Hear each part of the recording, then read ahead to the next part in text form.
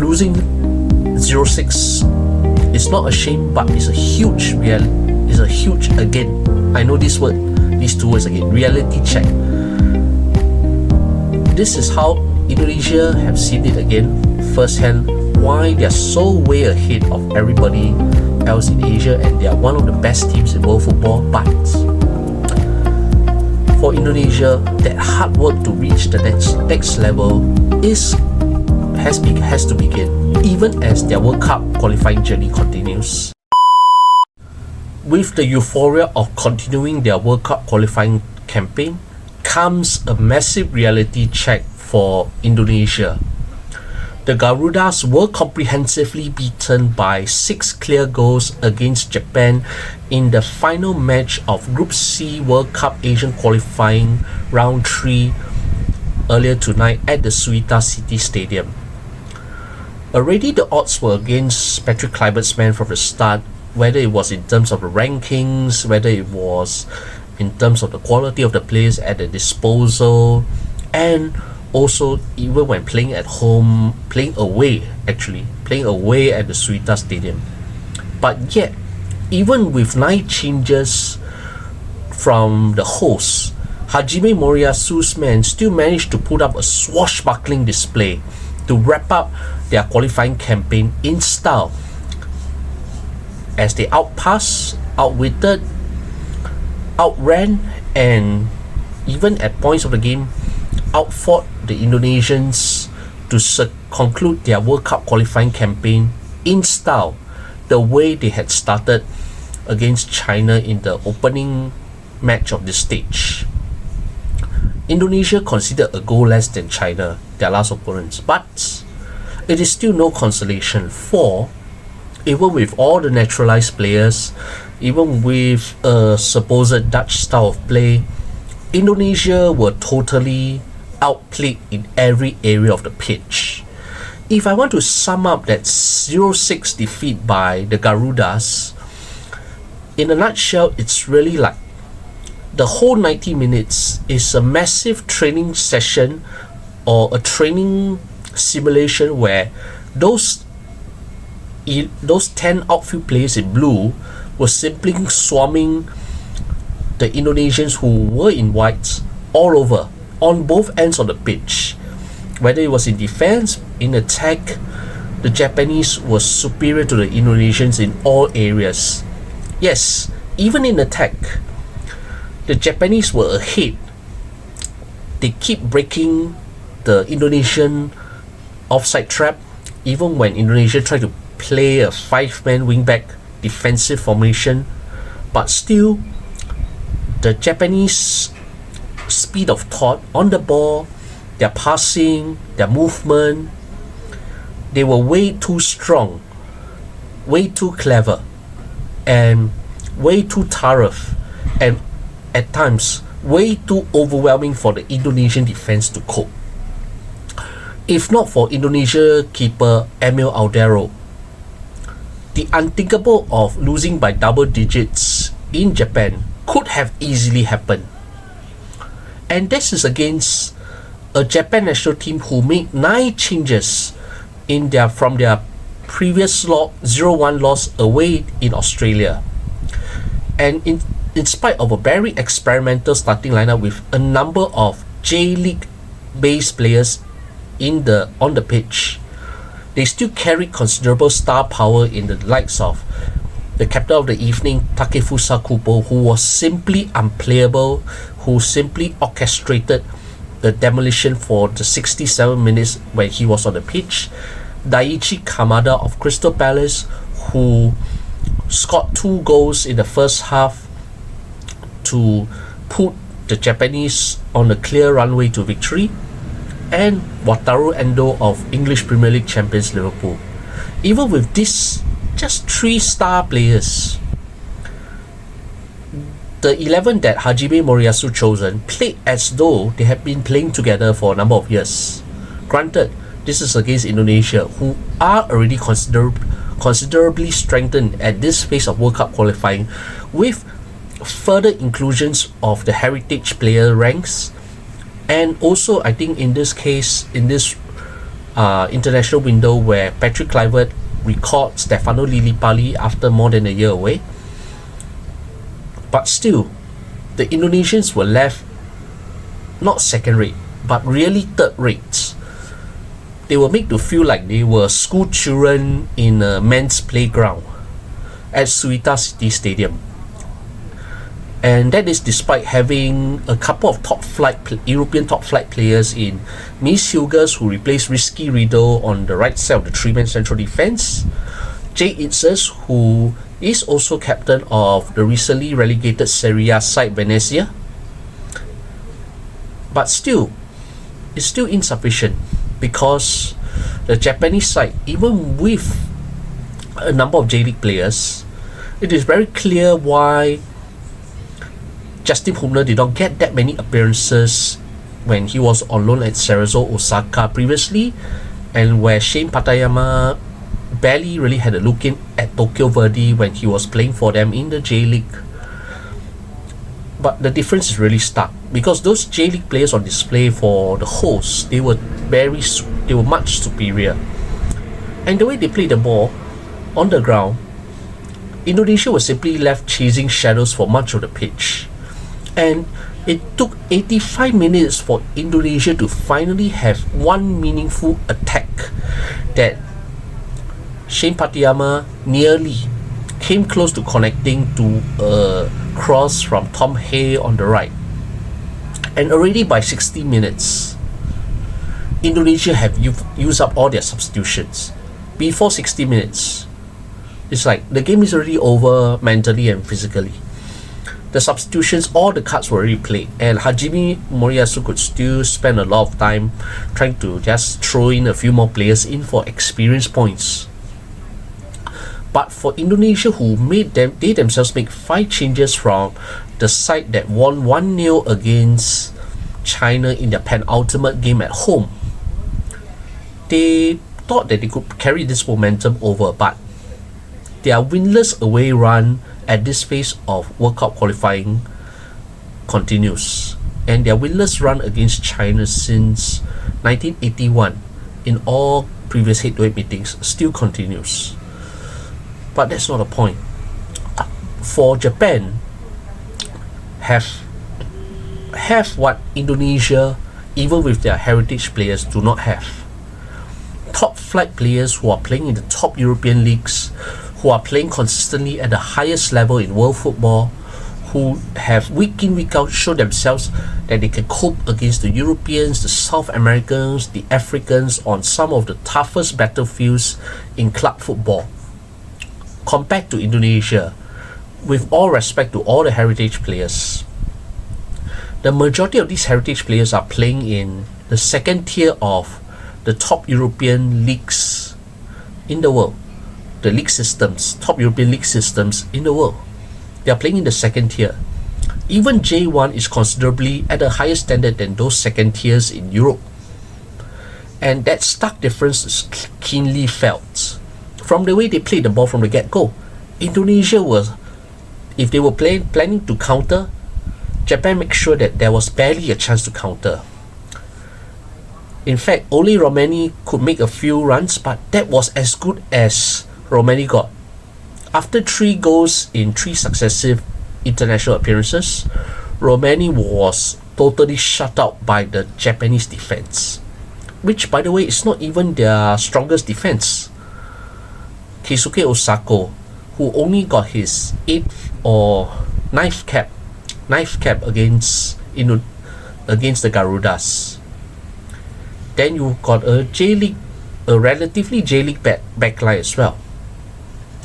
And with just only a sprinkling of the elite European experience in Kubo, Kamada, Endo, it was more than sufficient to cause a lot of problems, because from the way the Japanese played, they were passing with such precision, such incisiveness, such speed on the ball, not running, the speed on the ball and the speed of thinking when playing the passes.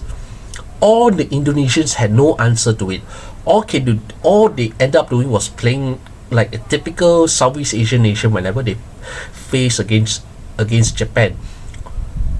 Pack as many men as possible in their own box, hack away or pump the ball to Romani, hoping for the best, hoping that Romani could at least get past one Blue Samurai to try and score. Or even later when Marcelino came on late in the first half as a substitute Jakub Sayuri, who had to come off injured after a 15-minute cameo after coming off for Kevin Dix. It's like that shutout was total. That shutout was complete. Romani had no real answer to the Japanese defense. Even the odd call for a penalty was a bit questionable, and the Korean referee had little trouble trying to just see the game through from start to finish with no controversy. Admittedly, no controversy, no fights, no flashpoints, but Indonesia, unfortunately, is back to the drawing board. It's a reality check that when you play against an opponent who is in the world's top 20, this is the standard they have, even with their relatively weakened squad. It shows the strength in depth that Japan has, where even though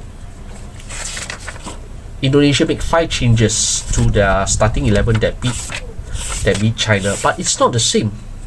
It's like Mee Seoge's look a little inferior compared to Rizky Ridho. No disrespect, he was one of the handful of top European top flight players in this Garuda setup.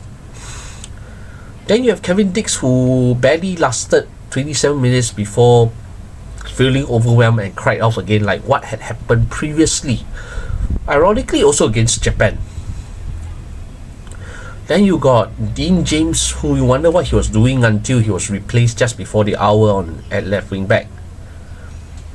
And that rather scratch head decision to switch the wingers when you put in Yansei Sayuri and Beckham Putra, both of whom felt very overwhelmed for the occasion, and that left Romani very, very isolated up front.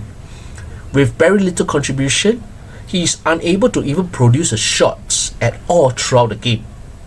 No shot. It's not his fault. He ran hard even late in the game, but the Japanese defense is so organized that Romani could find no answer to it.